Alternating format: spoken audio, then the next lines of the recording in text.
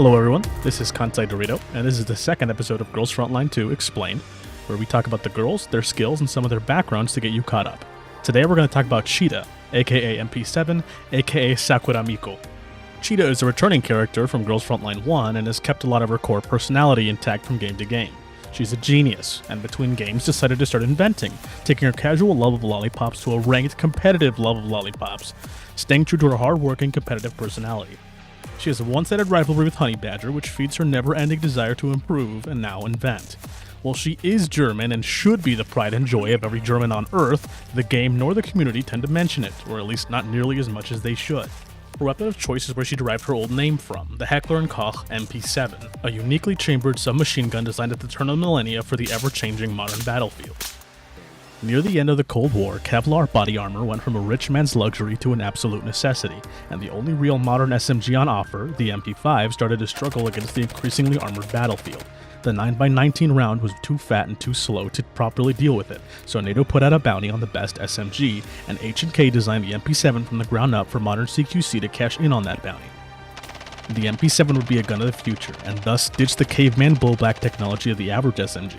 They would even part with the roller-delayed rollback of the MP5 and move to the gas operation system of the G36 and HK416, and use polymers for basically everything. They would add Picatinny rails and shape it to feel good in the hands, lightweight, new, but still familiar to the people that wield it, like a warm hug, or a pink-haired anime girl. It would have a unique round, the 4.6x30mm that ditched the fat, snubby pistol cartridge shape for a mini rifle round. A smaller bullet, with more powder behind it to punch through armor like paper. It was a dream. But if the last video taught you anything, it's that if you think something is great, someone Belgian probably made something better. But in this case, it wasn't just some waffle. It was a goddamned waffle factory. FN Herstal, the pride of Belgian arms, creating weapons of war since 1889, and their prodigal son, the FN P90. The P90 would copy the MP7's homework and also develop a cartridge specifically for the weapon.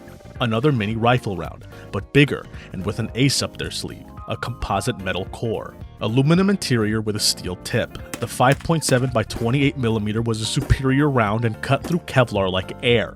Even though the weapon looks like a butt and feels like a butt from experience, the P90 would win, and it wasn't even close. But the Germans loved their MP7 and stood by her, refusing to give her up for a butt gun, and as a major member of NATO, they put their foot down and vetoed the adoption of the P90, and NATO would never get their future SMG.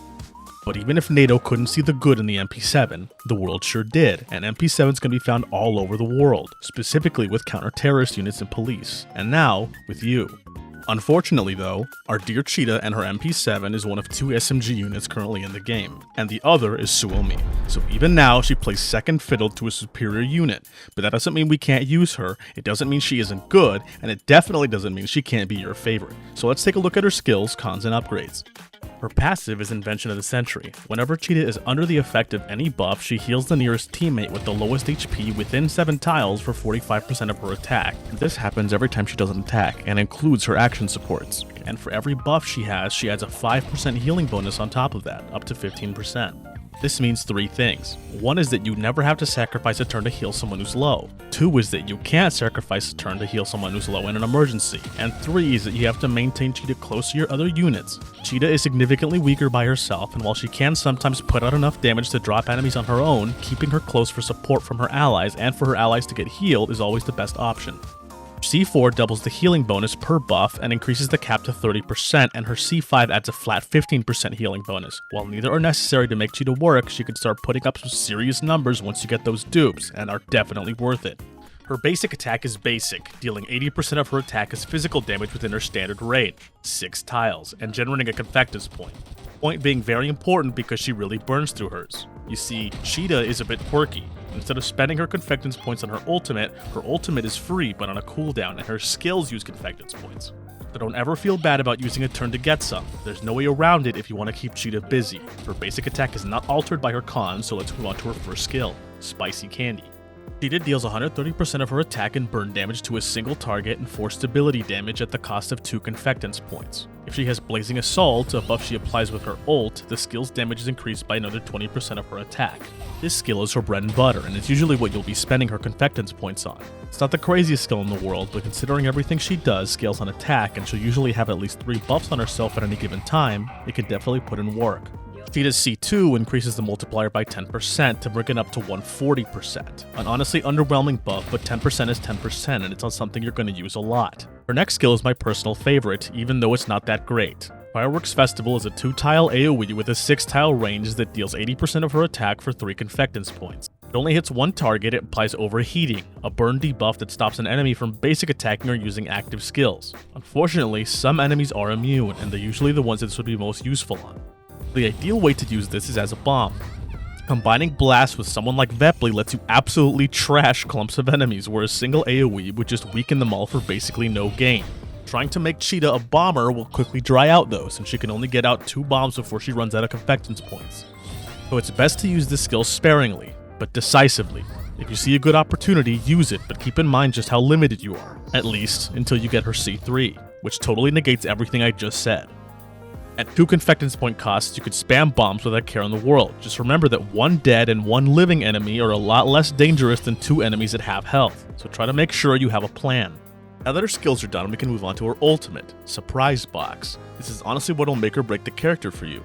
Within 6 tiles, Cheeta applies Blazing Assault 2, that buff I mentioned earlier, and what that does is increase your attack by 15%. This one is guaranteed every time you use it. It also applies 2 completely random buffs. All of her buffs last 2 turns, and for every teammate she buffs, she gains 1 confectance point and enters support stance, which lets her action support anyone in range that gets hit by any targeted attack 2 times. Lasting for 2 turns, the action support being a basic attack and hitting for 3 stability damage. Ult has a 3-round cooldown, so at a base level, she can't keep buffs up in perpetuity, and the randomness of the buffs she applies may turn some of you away. But if you're playing a gacha game, gambling and cute girls are in your DNA, so you probably think this skill is awesome, and it totally is.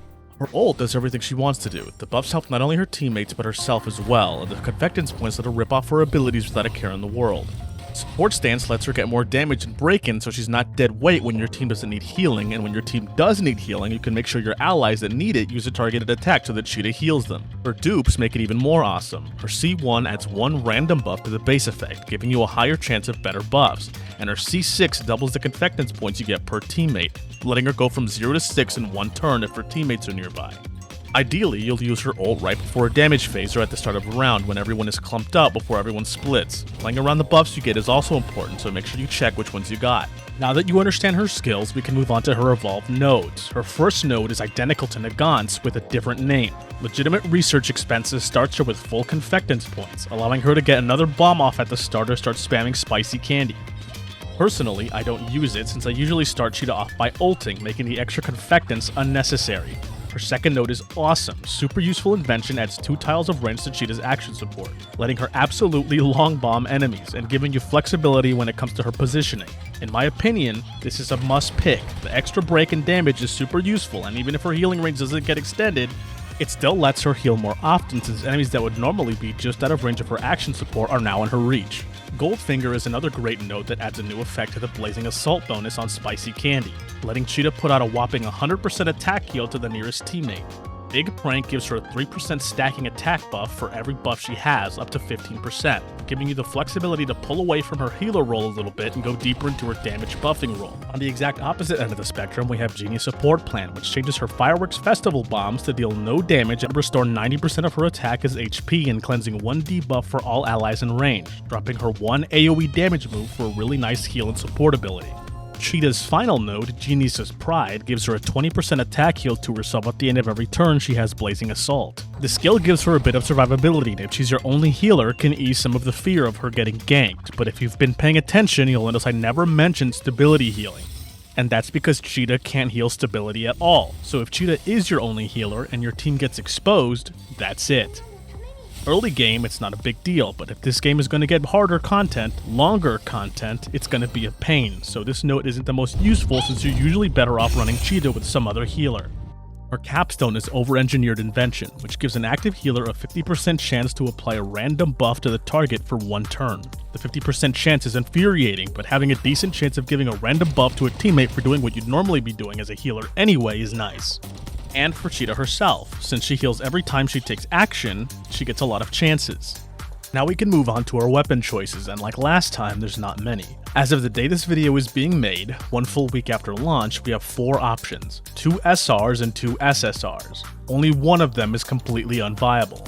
Currently, all SMGs share a trait, and that trait is that if the character moves 5 tiles or more, they gain movement boost 2 at the start of the next action for 1 turn. While this is useful, there's no real point in discussing it since every SMG has it. Starting with the SRs, we have 2 great options. The Suomi KP31 increases shield effects by 5 to 10%, but this is useless on Cheeta. The more important stat is that when she grants buffs to anyone, her healing is increased by 5%, increasing by 1% for every calibration for 2 turns.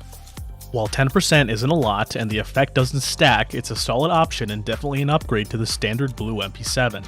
The SR MP7 is a great pick for maximizing her damage. It has higher base attack compared to the SR Suomi and increases the damage dealt by the next active skill by 10%, increasing by 2% for every calibration when she applies a buff to an ally. This is definitely her best free-to-play option at the moment, and is the one I currently use. Its effect comes into effect a lot, especially while her Genius's Pride is equipped. For the SSR options, the Unspoken Calling is definitely the worst for Cheeta. The high base damage is nice, and if you had a full team of freeze units, it might be worth using, but since Cheeta can't shield, there's almost no scenarios where you'd want this. Classified Manuscript is only available from the Battle Pass and is an incredible weapon for a run-and-gun style DPS Cheeta build. It ignores 5% of the target's defense, increasing by 1% for every calibration and stacking up to 5 times for every tile she's moved. And if their movement exceeds 5 to 3 tiles, it cleanses 1 to 3 buffs from the target before attacking, again, scaling based on calibration. This is definitely her best option in terms of damage and definitely beats out the SR MP7. It also looks totally rad. In terms of attachments, the only real options are Fire Boost, Phase Strike, and maybe Double Strategy. The Emergency Repair Set bonus is only going to proc if you have Heal Bomb, so if you want some stability healing, it's not a bad option. Just roll as much attack as you can, or don't, because your actual DPS probably need it more. Maybe one day we'll get some buffer or debuffer attachments. Either way, let's wrap this up with a quick demo of how to use her.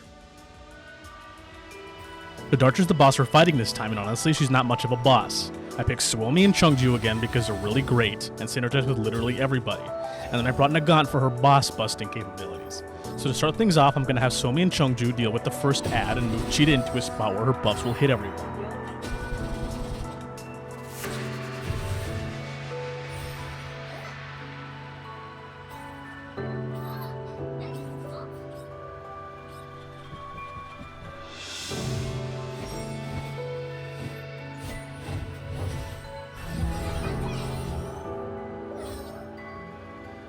As this first round is just going to be dealing with the ads, I'm going to move to Nagant last to make sure she can actually deal with this ad on her first turn with her basic attack.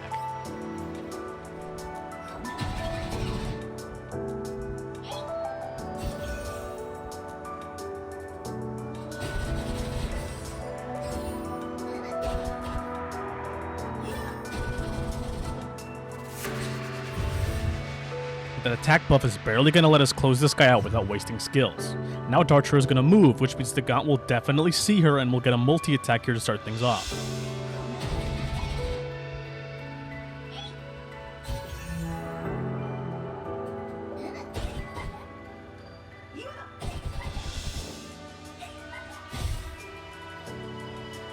Now that she's at 1 stability, I could just shred her defense with Nagant and swarm her with my buffed units to close this out.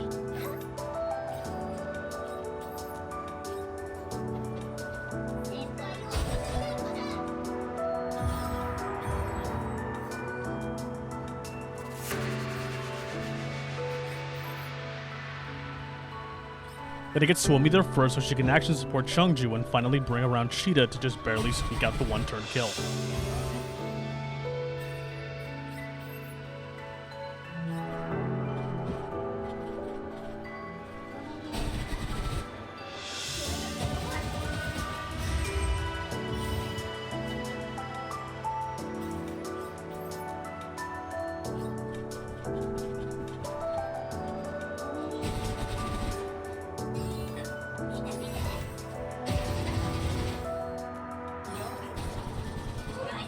And like that, Cheeta turns the power of drugs, candy, and friendship into a 1-turn boss fight. Now that you're all done learning, you've got your bachelors in Cheeta. Thanks so much for watching this far, and if you're a returning viewer, thank you so much for all the support. It's honestly been overwhelming seeing all the comments and Discord DMs from you guys. Like last time, if I got anything wrong or missed something, please let me know in the comments. And while I plan on doing every character, the first request comment I got wanted to see Vepli, and her Vepr 12. Shout out to Toxic Fire 75. If there's something you want to see soon, or if you just have something to say, please leave a comment. I read every single one. Thanks again for everything, and I'll hopefully see you all in the next video. Stay strapped. The MP7 shows up in a lot of video games. It's got the sexy Instagram hype, but that doesn't necessarily mean it's actually the best choice. Why is it that everyone thinks the MP7 is good, when in reality it's a terrible, pointless gun and there's literally no reason to use it over any of the other guns?